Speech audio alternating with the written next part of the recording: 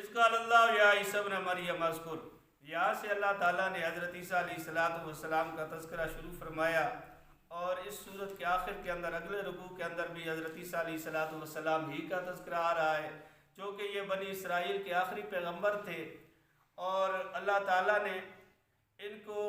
دنیا کے اندر بڑے عجیب و غریب واقعات دکھلائے تھے۔ ان کے جو معجزات تھے، ایک تو حصی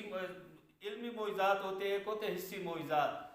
تو ان کو اللہ تعالیٰ نے بڑے عجیب و غریب قسم کے معجزات دیے تھے، چونکہ ان کے دشمن بھی یہودی تھے، اور اپنے جو تھے وہ پیچھے آپ نے پڑھا بھی سنا بھی کہ انہوں نے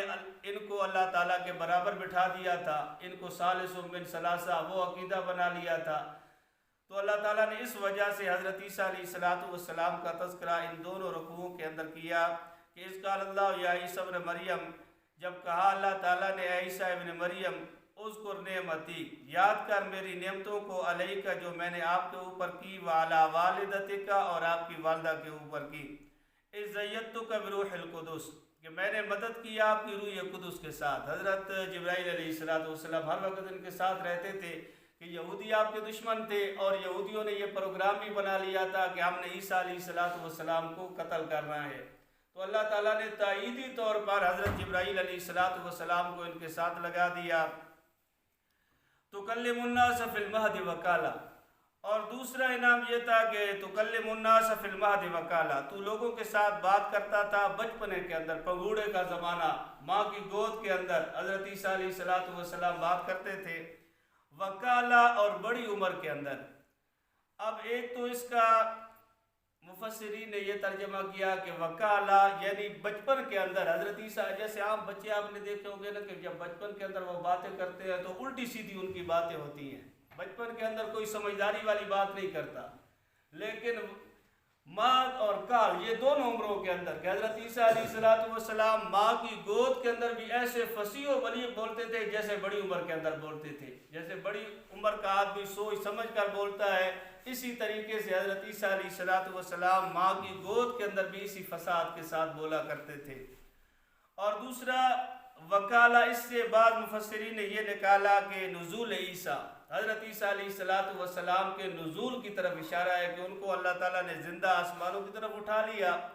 اور کال کیونکہ اس عمر کو کہا جاتا ہے کہ انسان کی پوری جوانی ختم نہ ہو اور بڑھاپا بھی پورا شروع نہ ہوا ہو، جیسے یہ 41-42 سال یہ جو عمر ہوتی ہے کہ جس کے اندر انسان کی جوانی ڈھل رہی ہوتی ہے اور بڑھاپا ابھی پورا نہیں آیا ہوا ہوتا، یہ ہے کال کی عمر۔ اس سے اشارہ یہ دیا کہ جلالین، تفسیر جلالین کے اندر یہ بات لکھی ہے کہ حضرت عیسیٰ علیہ السلام کی 31-32 سال عمر تھی۔ اب 31-32 سال کی جو عمر ہوتی ہے وہ تو جوانی کی عمر ہوتی ہے، اور اللہ تعالیٰ فرماتے ہیں کہ آپ یعنی نوعمری کے اندر، وکالہ یعنی نوعمری کے اندر بھی آپ بڑی فصیح و بلیغ بات کیا کرتے تھے۔ تو اس تفسیر کے اندر یہ بات ہے کہ حضرت عیسیٰ علیہ السلام کو اللہ تعالیٰ نے 31-32 سال کی عمر کے اندر اٹھا لیا، اور جب ان کا نزول ہوگا تو اس وقت ان کی جو عمر ہوگی وہ صحیح نوعمری کی عمر ہوگی، کہ یہ دنیا کے اندر آئیں گے، 7 سال رہیں گے، پھر 40 سال کے اندر ان کا انتقال ہو جائے گا۔ لیکن بعض مفسرین جیسا کہ حضرت انور شاہ صاحب کشمیری رحمۃ اللہ علیہ، انہوں نے حضرت عیسیٰ علیہ السلام کی عمر لکھی ہے 120 سال، کہ 120 سال ان کی عمر ہوگی، 40 سال کے اندر ان کو نبوت ملی، 40 سال پھر یہ لوگوں کے درمیان، امت کے درمیان رہے، 80 سال عمر ہو گئی، 80 سال کی عمر کے اندر اللہ تعالیٰ نے ان کو اٹھا لیا، اور پھر جب یہ واپس آئیں گے تو 40 سال پھر یہ دنیا کے اوپر رہیں گے۔ اور اس سے ایک اشارہ ایک حدیث سے بھی ملتا ہے کہ حضرت عیسیٰ علیہ السلام جب روئے زمین پر تشریف لائیں گے دوبارہ تو 7 سال ان کے اور حضرت امام مہدی کے اکٹھے ہوں گے، امام مہدی کے اور حضرت عیسیٰ علیہ السلام 7 سال اکٹھے رہیں گے، پھر 7 سال کے بعد حضرت امام مہدی فوت ہو جائیں گے، تو باقی جو عرصہ ہوگا وہ حضرت عیسیٰ علیہ السلام ہی کی امامت ہوگی، اور لوگ آپ ہی کا حکم مانیں گے اور آپ ہی کے پیچھے چلیں گے۔ تو اس سے حضرت انور شاہ کشمیری رحمۃ اللہ علیہ نے یہ استدلال کیا کہ 40 سال وہ بعد میں بھی رہیں گے، لیکن اس کے بارے میں کوئی یقینی بات نہیں کہی جا سکتی کہ حضرت عیسیٰ علیہ السلام کس عمر کے اندر ان کو اٹھایا گیا تھا اور ان کی عمر کتنی ہوگی، کوئی یقینی بات نہیں، یہ مفسرین کے اپنے ایک استدلال ہے۔ تو اس سے انہوں نے اشارہ کیا کہ حضرت عیسیٰ علیہ السلام جیسے ماں کی گود کے اندر فصیح و بلیغ بات کیا کرتے تھے، اسی طریقے سے نوجوانی کے اندر، نوعمری کے اندر بھی آپ فصیح و بلیغ بات کیا کرتے تھے۔ اور تیسرا انعام یہ تھا کہ وَإِذْ عَلَّمْتُكَ، اور جب میں نے تجھ کو سکھلائی الکتاب کتاب، والحکمت اور حکمت، والتورات والانجیل تورات اور انجیل۔ اب وَإِذْ عَلَّمْتُكَ الْكِتَابَ وَالْحِكْمَةَ، کتاب اور حکمت، اس سے بعد مفسرین نے یہ استدلال کیا ہے کہ حضرت عیسیٰ علیہ السلام کو اللہ تعالیٰ نے قرآن پاک کا بھی علم دیا تھا۔ کتاب سے مراد قرآن پاک ہے کہ قرآن پاک کا علم آپ کو دیا تھا، چونکہ بعد میں آ کر آپ نے امت کی رہنمائی کرنی ہے، تو آپ کے پاس پورا اس کتاب کا علم ہوگا، قرآن کا علم ہوگا، تو تب جا کر آپ لوگوں کی رہنمائی کریں گے۔ والحکمت، اور سنت، رسول اللہ صلی اللہ علیہ وسلم کی احادیث اور سنت، اس کا علم بھی اللہ تعالیٰ نے حضرت عیسیٰ علیہ السلام کو دیا۔ والتورات، اور تورات اور انجیل، اس کا بھی علم دیا۔ وَإِسْتَخْلُقُ مِنَ الطِّينِ كَهَيْئَةِ الطَّيْرِ، اور اگلا انعام اللہ تعالیٰ نے یہ بیان فرمایا کہ جب تو بناتا تھا من الطین، مٹی کے ساتھ، کہیت الطیر، پرندوں کی طرح چیزیں، یہ جیسے پرندے ہوتے ہیں ان کی طرح حضرت عیسیٰ علیہ السلام مٹی کے کھلونے، جیسے انسان آپ دیکھتے ہیں نا کہ مٹی کے کھلونے بناتا ہے، اس طریقے سے حضرت عیسیٰ علیہ السلام مٹی کے پرندے بناتے تھے۔ آگے اللہ تعالیٰ نے فرمایا کہ بیزنی، میرے حکم کے ساتھ، تاکہ یہ اشکال دور ہو جائے کہ حضرت عیسیٰ علیہ السلام خود پرندے بناتے تھے اور پھر ان کو اڑاتے تھے۔ اللہ تعالیٰ فرماتے ہیں کہ نہیں، آپ بناتے تھے مٹی کے پرندے بیزنی، میرے حکم کے ساتھ۔ فَتَنْفُخُ فِيهَا، پھر تو اس میں پھونک مارتا تھا، فَتَكُونُ طَيْرًا، پس ہو جاتے تھے وہ اڑنے والے پرندے، بیزنی، میرے حکم کے ساتھ۔ یہ ساری چیزیں اللہ تعالیٰ نے بیان فرما دی کہ حکم میرا چلتا تھا۔ معجزات کے اندر پہلی چیز یہی ہے کہ معجزہ کہتے ہیں نا ایسی چیز جو انسانی عقل کو عاجز کر دے، عقل کے اندر وہ چیز نہ آئے اور اللہ تعالیٰ اپنے نبی کے ہاتھ سے اس چیز کو بنا دے، جیسے موسیٰ علیہ السلام کی لاٹھی صاف بن گئی، رسول اللہ صلی اللہ علیہ وسلم کی انگلیوں سے پانی کا جاری ہو جانا۔ اب یہ ایسی چیزیں تھیں کہ معجزات اسی چیز کا نام ہے۔ کنکریاں حضور کے ہاتھوں کے اندر بول پڑی، درخت آپ کو سلام کرتے تھے، اسی طریقے سے پتھر آپ کو سلام کرتے تھے۔ تو یہ ایسے معجزات تھے کہ جس سے انسان کی عقل عاجز آ جاتی، عقل کے اندر یہ بات نہیں آتی کہ کسی انسان کی انگلیوں سے پانی نکلے، لیکن اللہ نے کر کے دکھلایا۔ کسی انسان نے آج تک نہیں دیکھا کہ پتھر کسی کے ساتھ بات کر رہا ہو، بول رہا ہو، لیکن اللہ تعالیٰ نے کر کے دکھلایا۔ تو معجزہ اسی چیز کا نام ہے کہ ہاتھ نبی کا ہوتا ہے لیکن پیچھے طاقت اللہ تعالیٰ کی ہوتی ہے۔ اللہ تعالیٰ اپنی طاقت کے ساتھ اس چیز کو دکھلاتے ہیں۔ تو اب یہ بھی اللہ تعالیٰ کی طاقت تھی کہ ہاتھ تو حضرت عیسیٰ علیہ السلام کے کام کر رہے تھے، وہ مٹی کے پرندے بناتے، اس کے اندر پھونک مار دیتے، لیکن اللہ فرماتے ہیں کہ بیزنی، حکم میرا تھا، طاقت میری تھی۔ وَتُبْرِئُ الْأَكْمَحَ، اور اگلا انعام یہ دیا کہ تو صحیح کرتا تھا اکما مادر زاد اندھا، وہ بچہ جو ماں کے پیٹ سے اندھا پیدا ہو۔ حضرت عیسیٰ علیہ السلام اس کی آنکھوں کے اوپر ہاتھ پھیرتے اور اس کو صحیح نظر آنے لگ جاتا۔ والابرس،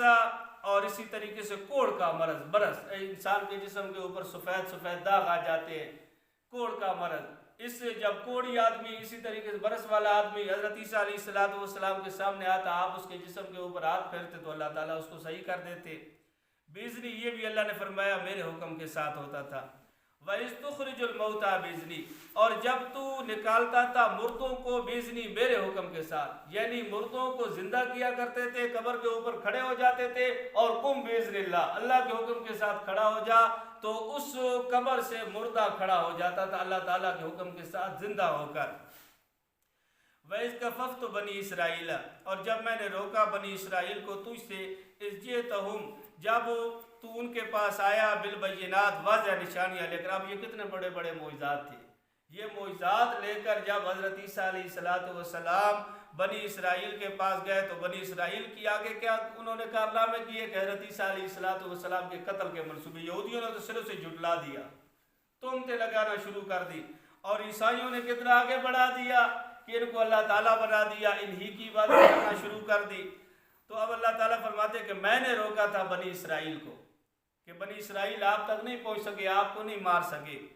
فقال الذین کفروا منهم ان ھذا الا سحر مبین۔ اور یہ سب سے بڑا ہتھیار ہوتا ہے باطل کے پاس۔ رسول اللہ صلی اللہ علیہ وسلم کے خلاف بھی یہی ہتھیار استعمال کیا گیا، اور حضرت عیسیٰ علیہ السلام کے بارے میں بھی یہی ہتھیار استعمال کیا گیا۔ جب عقل عاجز آ جاتی ہے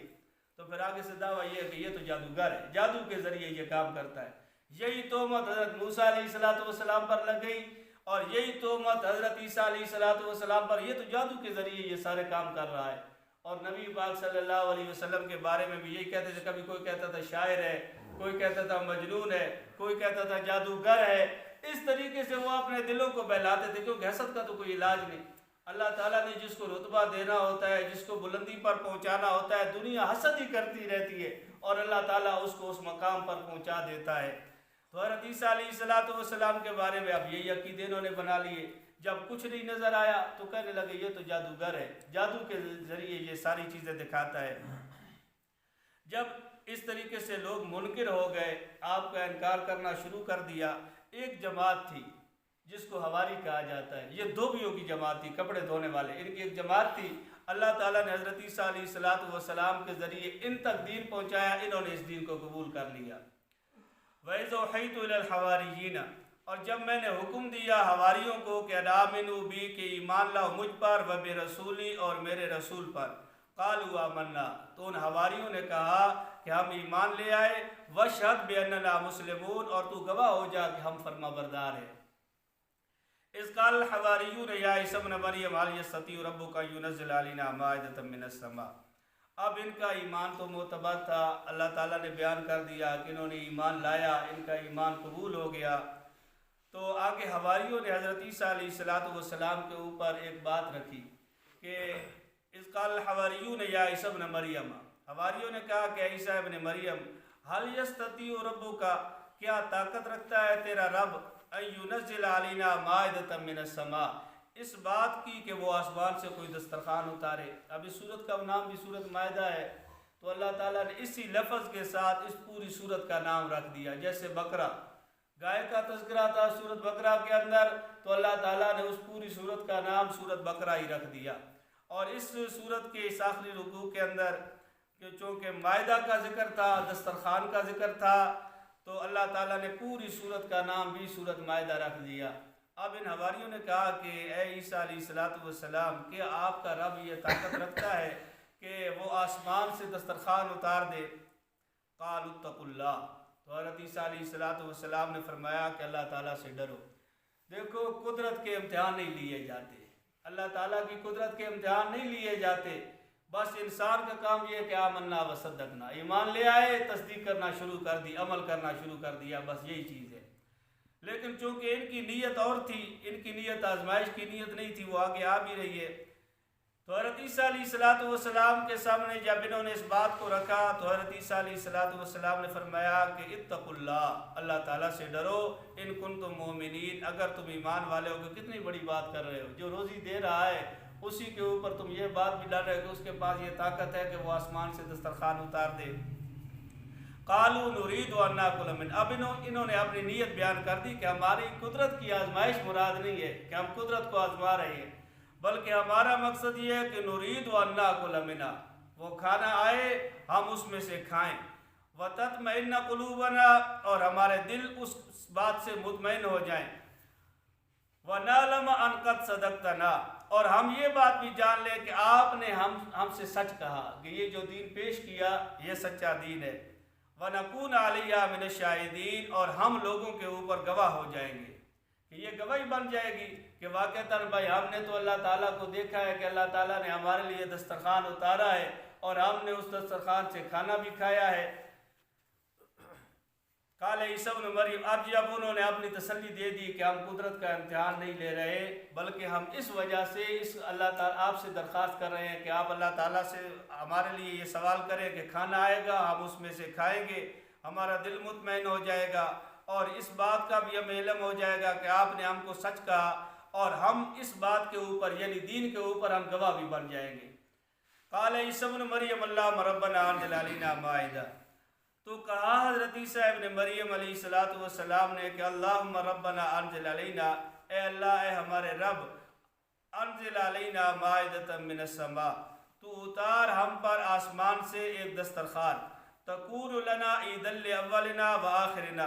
اور وہ دسترخوان جب آئے گا تو ہو جائے گی ہمارے لیے خوشی۔ عید بھی اسی وجہ سے اس کو کہا جاتا ہے کہ بار بار اور یعنی لوٹ کر آنا۔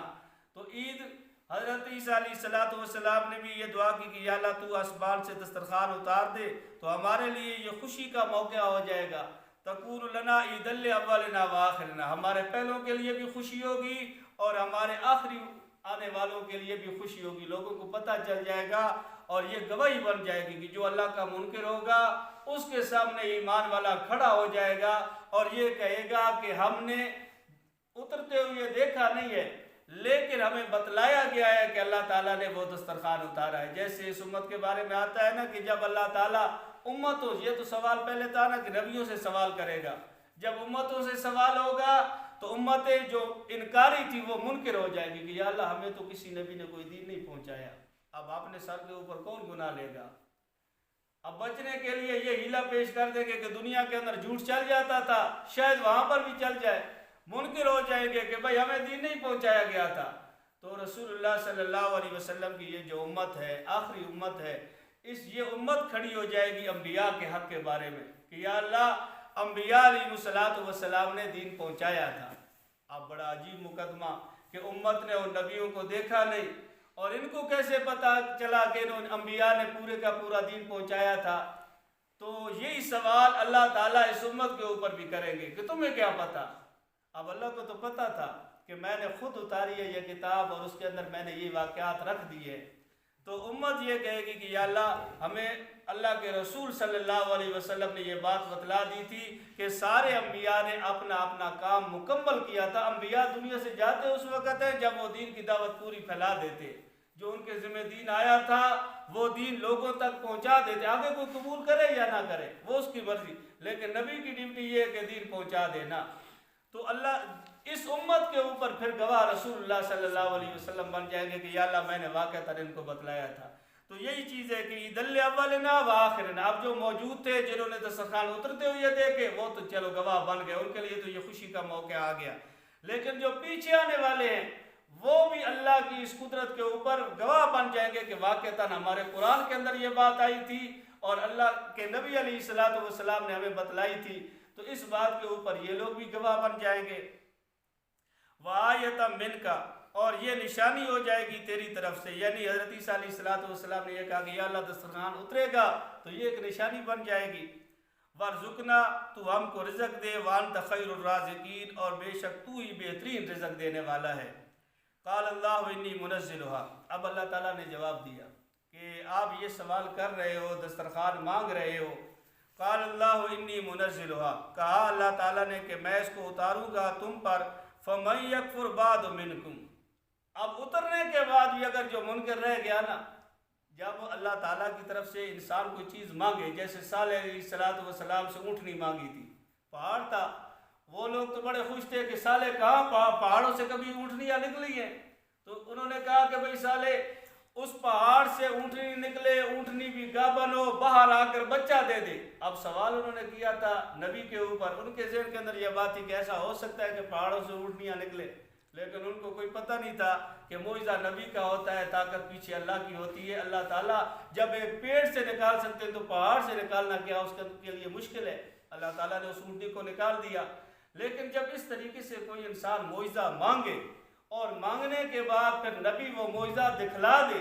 اور پھر کوئی بندہ ایمان نہ لائے تو وہ بڑی سخت پکڑ کے اندر آتا ہے۔ ان کو بھی اللہ تعالیٰ نے فرمایا کہ انی منزلها علیکم، میں تمہارے اوپر یہ دسترخوان اتار دوں گا۔ فَمَن يَكْفُرْ بَعْدُ مِنْكُمْ، اور اس دسترخوان کے اترنے کے بعد پھر کوئی اگر منکر ہو گیا اور پھر کسی نے دین کو قبول نہیں کیا، فَإِنِّي أُعَذِّبُهُ، میں اس کو عذاب دوں گا، عذاب اللہ أُعَذِّبُهُ، ایسا عذاب کہ میں نے کسی کو وہ عذاب نہیں دی، ایسا سخت عذاب میں ان کو دوں گا کہ ایسا عذاب ہوگا کہ احد من العالمین، جہان والوں میں سے کسی کو وہ عذاب نہیں ملا ہوگا۔ سبحانک لا علم لنا الا ما